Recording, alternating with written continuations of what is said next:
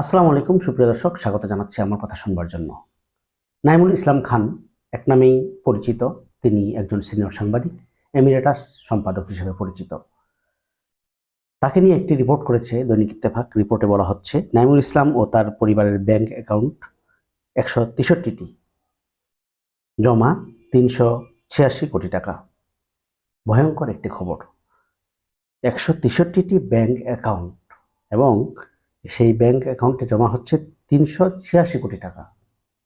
একজন সাংবাদিকের আয় কেমন, সাংবাদিকদের বেতন কাঠামো কেমন, তারা কি কি ধরনের সুযোগ সুবিধা লাভ করে, সেটা আমরা অনেকেই জানি। আমি বিশেষ করে জানি, কারণ আমি নিজেও একজন সাংবাদিক, একটি টেলিভিশনের সংবাদকর্মী। সেই হিসেবে আমি নির্দ্বিধায় বলতে পারি, একজন সাংবাদিকের এত টাকা, সেটা কি অস্বাভাবিক নাকি স্বাভাবিক? কি প্রক্রিয়ায় তিনি এত টাকার মালিক হয়েছেন, সেই বিষয়গুলো নিয়ে আলোচনা করা যেতে পারে। ইত্তেফাকে প্রকাশিত এই রিপোর্টে বলা হচ্ছে সাংবাদিক নাইমুল ইসলাম খান ও তার স্ত্রী সন্তানদের নামে 163টি ব্যাংক অ্যাকাউন্ট রয়েছে। তারা এসব অ্যাকাউন্টে 386 কোটি টাকা জমা করেছেন। ভয়ঙ্কর একটা খবর। তারা এসব অ্যাকাউন্টে 386 কোটি টাকা জমা করেছেন। এর মধ্যে 379 কোটি 52 লাখ টাকা উত্তোলন করে নিয়েছেন। বর্তমানে হিসাবগুলোতে আছে 6 কোটি 27 লাখ টাকা। এছাড়া পরিবারের 4 সদস্য ক্রেডিট কার্ড ব্যবহার করেন 12টি।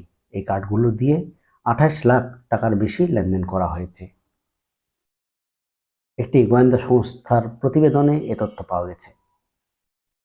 দর্শক, এটা নিশ্চিতভাবে বলা যায় যে এত টাকার মালিক তিনি কিভাবে হলেন। নিশ্চয় অনিয়ম করেই হয়েছেন। এ টাকার তার যে আয়, তিনি পত্রিকাগুলো চালাতে পারতেন না।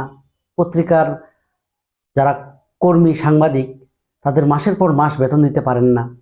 তিনি দুইটা পত্রিকার সম্পাদক ছিলেন সর্বশেষ। অর্থনৈতিকভাবে এতটাই বেকায়দায় ছিলেন যে তিনি এই দুটো পত্রিকা চালাতে ব্যর্থ হন এবং পত্রিকা দুটি শেষ পর্যন্ত বন্ধ করে দিতে বাধ্য হয়। অথচ তার বা তার পরিবারের ব্যাংক অ্যাকাউন্টে শত শত কোটি টাকা। এটা অবশ্যই ভাববার বিষয়। গোয়েন্দা সংস্থা নিশ্চয়ই তদন্ত করেছে, তদন্ত রিপোর্ট দিয়েছে তারা তাদের তদন্ত প্রতিবেদন থেকেই কিন্তু এই তথ্যগুলো পাওয়া গেছে। এখন যেটা করণীয় সেটা হচ্ছে যে দুদক আছে, আদালত আছে, সরকার আছে, এনবিআর আছে। তারা নিশ্চয়ই এই বিষয়গুলো নিয়ে কথা বলবে, এই বিষয় নিয়ে আলোচনা করবে। তারা আবার নতুন করে তদন্ত করবে, তারপর ব্যবস্থা নেবে। সেই নাইমুল ইসলাম খান এখন কোথায় আমরা কেউই জানি না। তিনি কিন্তু দেশে আছেন যতটুকু জানা যায়, কারণ 5ই আগস্টের পর তিনি তার পারিবারিক যে সম্পত্তি কুমিল্লায় সম্ভবত, সেটা তিনি বিক্রি করেছেন।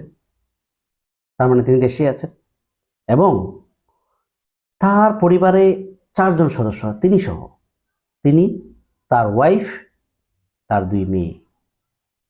আমরা যদি একটু রিপোর্টে পড়ি তাহলে আমরা দেখতে পাবো, রিপোর্টে বলা হচ্ছে যে গোয়েন্দা সংস্থার প্রতিবেদন পর্যালোচনায় দেখা যায় সাংবাদিক নাইমুল ইসলাম খানের ব্যক্তিগত ব্যাংক অ্যাকাউন্টের সংখ্যা 91টি।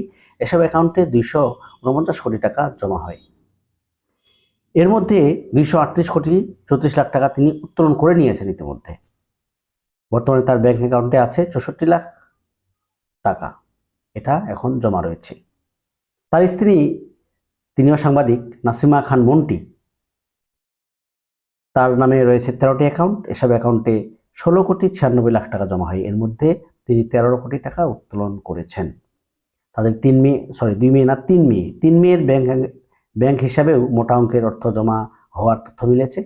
আদিবা নাইম খানের অ্যাকাউন্টে 35 লাখ, লাবিবা নাইম খানের অ্যাকাউন্টে 1 কোটি 25 লাখ এবং জুলিখা নাইম খানের অ্যাকাউন্টে 61 লাখ টাকা জমা হয়েছে। এসব অর্থের বেশিরভাগই তারা উত্তোলন করে নিয়েছেন। এই হচ্ছে খবর। একজন সাংবাদিকের আয় কেমন সেটা আমি আগেই বলেছি, খুব আহামরি না। একটা পরিবার চালাইতে গেলে হিমশিম খেতে হয়।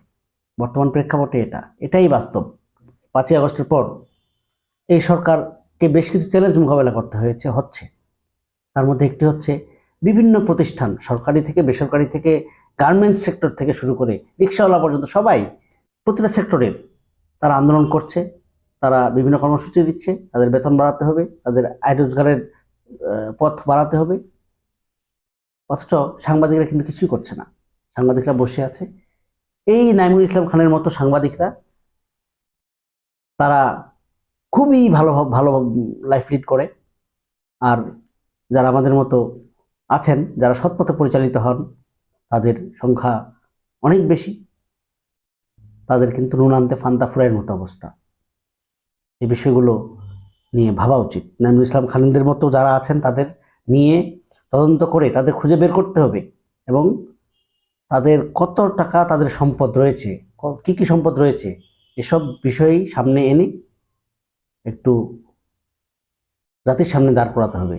চিনুক জাতি তাদের, তাদের আয়ের এই পথগুলো কোথা থেকে, কি কি কোন কোন পথে তারা আয় করে, সেই বিষয়গুলো নিয়ে সামনে আনতে হবে।